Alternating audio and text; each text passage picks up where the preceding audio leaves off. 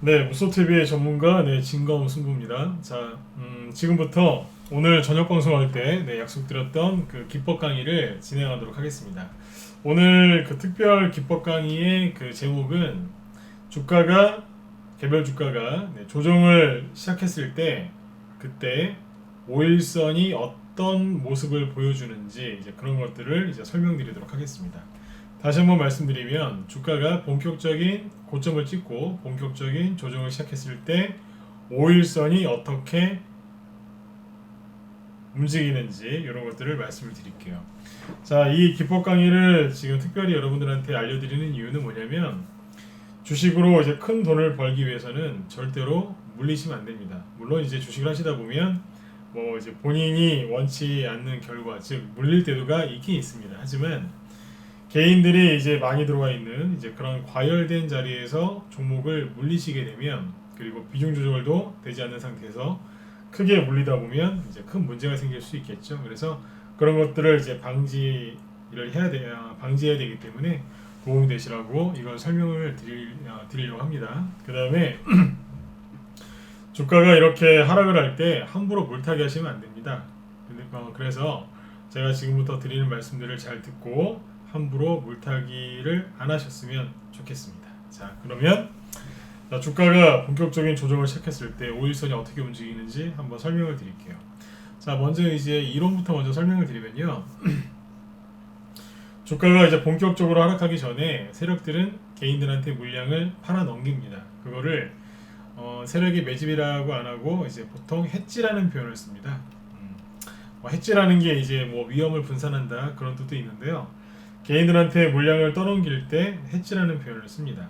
아무튼 개인들이 이제 그 세력들이 개인들한테 물량을 팔아 넘길 때 마치 꼭 눌림목, 그러니까 세력들이 이제 들었다 놨다 하면서 매집을 하는 것처럼, 그리고 앞에 이제 신고가를 낼 것처럼 이런 모습들을 많이 보여줍니다. 현재 보고 계신 차트는 셀트리온인데요. 아무튼 이런 식으로 이제 고점 놀이를 하죠. 그래서 개인들을 끌어들여요. 그리고 여기에서는 항상 아주 좋은 호재가 예정돼 있죠. 어떤 이벤트가 있고요. 그래서 개인들이 주식을 이제 사러 이 비싼 자리에서 개인들이 들어오게 되어 있습니다. 그때 세력들은 개인들한테 주식을 팔고 이제 나갈 준비를 하죠. 그때 나타나는 차트가 이렇게 붕 떠 있는 이런 차트가 되겠습니다. 호재가 있고 그 다음에 신고가가 곧 날 것 같은 이제 그런 모습의 차트죠. 그런데 여기에서 세력들이 이제 개인들한테 물량을 다 팔고 나면 그때부터 주가가 이 전저점을 이탈하면서 본격적으로 이렇게 하락을 하기 시작을 합니다. 그때 여기 보시는 이제 두꺼운 요 녹색의 이평선이 있는데 이게 바로 5일 이동 이제 평균선이라고 하는 겁니다. 그래서 요거를 이제 잘 보시라고 눈에 이제 잘 띄게끔 이제 두껍게 이제 표현을 했으니까 참고하시면 되겠습니다. 이 5일 이동평균선은 말 그대로 주가가 5일 동안 움직인 그 가격을 다 더해서 평균을 낸 거예요.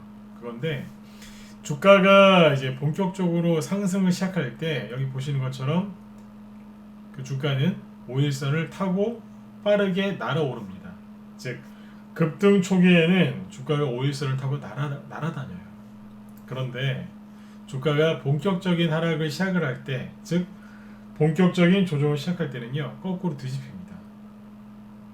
마치 사람이 추울 때 담요를 이렇게 덮고 자듯이 이 5일선을 밟고 올라가는 게 아니라 여기 보시는 것처럼 덮고 있죠. 이렇게 비유를 들어드리면 더 편할 것 같아요. 마법의 양탄자를 타고 날아오르듯이 급등 초기에는 5일선을 타고 날아다니지만 조정이 시작을 하게 되면 그때부터는 5일선을 마치 이불처럼 담요처럼 덮고 있는 거죠. 그래서 주가가 본격적으로 하락을 하면 이렇게 5일선 밑으로 흘러내리기 시작합니다. 그러다가 주가가 어느 정도 이렇게 쭉 급락을 하면 특정 매물대, 즉 지지가 나오는 자리, 반등이 나오는 자리가 있거든요. 거기에서 이렇게 살짝 반등이 나와요. 이렇게 반등이 나오면 그 자리에서 순간적으로 5일선 위로 주가가 다시 올라오긴 합니다. 하지만 조정이 본격적으로 시작이 됐기 때문에 또다시 추가 하락이 나오겠죠. 그러면 다시 5일선 아래로 들어가게 됩니다. 그래서 본격적으로 조정이 시작된 차트는 대개 이런 식으로 만들어집니다. 5일선을 잘 살펴보시면 이 종목이 본격적인 상승을 시작했는지 아니면 본격적인 하락을 시작했는지를 정확하게 알 수가 있어요. 여러분들이 돈 한 푼 안 들이고 그렇죠? 뭐 네이버 같은 포털에서도 이 5일선은 쉽게 볼 수 있는 것이기 때문에 돈 한 푼 안 들이고 아주 쉽게 확인할 수 있는 방법이죠. 자, 이 말씀을 왜 드리느냐? 이런 식의 차트가 나올 때는요, 물타기를 함부로 하시면 안 됩니다. 자, 그러면 셀트리온만 보지 말고 몇 종목 더 보도록 하겠습니다. 삼성 바이오로직스를 보시면 어떻죠? 주가가 처음에는 이런 자리 보시면 어때요? 마법의 양탄자를 타고 날아다니듯이 5일선을 타고 쭉 주가가 급등을 하죠. 그런데 개인들이 신용을 많이 쓰고 확신을 갖고 들어왔을 때 이때가 정확히 얘기하면 이제 8월 중순에 코로나 확진자 수가 크게 늘어났을 때였죠, 그죠? 네, 그때 개인들이 이걸 많이 샀어요. 그 후로 어떻게 됩니까? 신고가가 날 것처럼 했었지만 신고가가 나오진 않았고요. 그 이후로 주가가 5일선 밑으로 들어가기 시작하죠. 이렇게 순간적으로 이제 낙폭 과대에 따른 반등이 조금 나왔을 때 잠시나마 5일선 위로 올라오긴 했지만 다시 5일선 밑으로 들어가서 주가가 하락하는 것을 볼 수가 있습니다. 본격적인 조정이 시작된 거죠. 이런 종목들은 함부로 물타기 하시면 굉장히 피곤한 주식 투자를 할 수밖에 없겠죠. 자, 그 다음에 이제 최근에 개인 투자분들이 이제 매수해서 고생들 많이 하고 계신 빅히트 관련주들을 좀 보도록 하겠습니다. 이제 방탄소년단 관련주라고도 볼 수 있겠죠. 자, DPC를 보시면 어때요? 세력이 빅히트 상장을 앞두고 마치 신고가가 날 것처럼 이렇게 신고가를 준비하는 것 같은 눌림목을 만들어 놓고 있다가 빅히트가 상장하기 얼마 전부터 하락을 하기 시작하죠. 잘 보시면 어때요? 똑같죠? 처음에 주가가 급등할 때는 5일선을 타고 날아오르죠. 여기도 마찬가지고요. 그죠? 그런데 지금 어때요? 이미 한 달 전부터 5일선 밑으로 들어가서 담요 덮듯이 계속 이러고 있죠. DPC 같은 경우에는 5일선 위로 올라오지는 못했습니다. 그게 뭐냐? 반등이 한 번도 안 나왔다는 얘기겠죠? 이 종목을 들고 있는 분들은 얼마나 힘드시겠어요.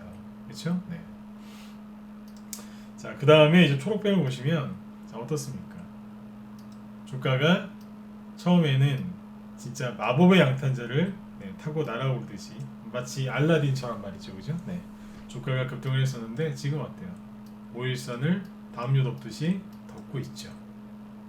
똑같죠, 그죠? 자, 그 다음에 또 뭐가 있겠습니까? 최근에 이낙연 관련주 중에서 급등하는 것도 있지만 급등하는 건 삼부토건이겠죠. 네. 삼부토건은 지금도 급등 중인데요. 삼부토건은 5일선을 진짜 마법의 양탄자 타듯이 계속 타고 올라가는 거예요. 순간적으로 살짝 5일선 밑으로 들어갔어도 다시 타고 올라가죠. 그렇죠? 자, 그런데 이낙연 관련주 중에 범양건영이라고 있었죠. 이 종목이 지금 어떻죠? 주가가 8월 말부터 5일선 밑으로 들어갔고요. 지금은 거의 대부분을 5일선 밑에서 생활하고 있죠. 그러다 보니까 투매도 어제 지수가 빠질 때 투매도가 강하게 나왔죠. 이렇게 보시면 되겠습니다. 자, 그리고 이제 그 윤석열 홍정욱 관련주였죠. 디지털조선인데요. 대량 거래가 터진 음봉이죠. 이게 나오고 나서 어떻게 됐어요? 반등 한번 나왔죠. 그 이후로 5일선 밑에서 생활하고 있었죠. 최근에는 이제 빠질 만큼 빠졌었기 때문에 반등이 나왔을 때 순간적으로 5일선 위로 다시 올라왔지만 다시 5일선 아래로 내려가는 이제 약한 흐름을 좀 보여주고 있습니다. 자, 디지털조선을 얘기해드린 이유는 뭐냐면요. 주가가 어느 정도 빠지면 다시 반등이 나오기 때문에 순간적으로 5일선 위로 올라갈 수 있다는 얘기예요. 지금 이제 아까 셀트리온이나 이런 것들은 본격적인 하락을 시작을 한 거고 디지털조선은 벌써 하락을 어느 정도 진행했기 때문에 참고하시라고 이 종목을 같이 설명을 드렸습니다. 자, 몇 종목 더 보죠. 그 다음에 이제 카카오 게임즈, 유니스를 먼저 볼까요? 최근에 풍력 테마주죠. 보시면 5일선 밑에서 대량 거래가 터지면서 신고가를 내보려고 했지만 실패했죠. 그리고 나서 어떻게 하고 있습니까? 장대 음봉을 때려놓고 5일선 밑에 있죠. 그리고 정황상 쌍봉의 모습을 보여주고 있고요. 만약에 미국의 바이든 후보가 대통령 선거에서 이기지 못한다면 이 그린 뉴딜 태양광 관련주들은, 그다음 유니스 같은 풍력 관련주들은 크게 문제가 될 수 있겠죠. 그렇죠? 주의를 좀 하셔야 되겠죠. 이런 것들을 함부로 매매를 하시는 게 아닙니다. 그래서 그다음에 자, 경농을 보겠습니다. 경농은 왜 보여드리냐면 8월 초에 홍수, 긴 장마 수혜주로 급등했던 이제 시세를 분출한 종목이거든요. 지금 보시면 어때요? 계속해서 5일선 밑에 있죠. 그렇죠? 네, 그래서 이렇게 물론 경농도 지금 많이 빠져서 어떻게 반등이 나올 수 있는 자리긴 하겠지만 굉장히 약한 흐름을 보여주고 있어요. 그래서 이런 자리에서 물타기를 함부로 하시면 굉장히 고생을 많이 하실 수 있겠죠. 그죠? 그래서 이제 물타기는 절대로 함부로 하시면 안 돼요. 자, 그다음에 카카오 게임즈를 보죠. 카카오 게임즈는 이제 신규 상장한 지 얼마 안 됐죠. 근데 보시면 어떻습니까? 반등 나왔을 때 딱 3, 4일 정도 5일선 위로 올라왔던 게 다죠. 최근에 여기, 그죠? 이게 다고요. 계속 5일선 밑에 있잖아요. 그러니까 5일선을 담요 덮듯이 덮고 있는 겁니다. 자, 그 다음에 삼성 바이오로직스. 자, 이것도 마찬가지겠죠, 그죠? 이렇게 흘러내리고 있고, 아까 말씀을 드렸었죠. 자, 그래서 그 다음에 수젠텍도 보시죠. 수젠텍. 대표적인 진단키트 관련주인데 이것도 마찬가지입니다. 쌍봉을 찍고 어떻게 하고 있습니까? 지금은 5일선 밑에 놓여져 있잖아요. 똑같죠. 어떤 공통점이 있나요? 주가가 급등하는 초기에는 마법의 양탄자처럼 타고 올라가지만 주가가 약세를 보일 때, 즉 조정을 시작하면 이런 식으로 5일선 밑에 있습니다. 자, 방송 초반에 말씀을 드렸지만 제가 오늘 이걸 왜 말씀을 드리느냐, 이런 종목들은 물타기를 자제하시고요.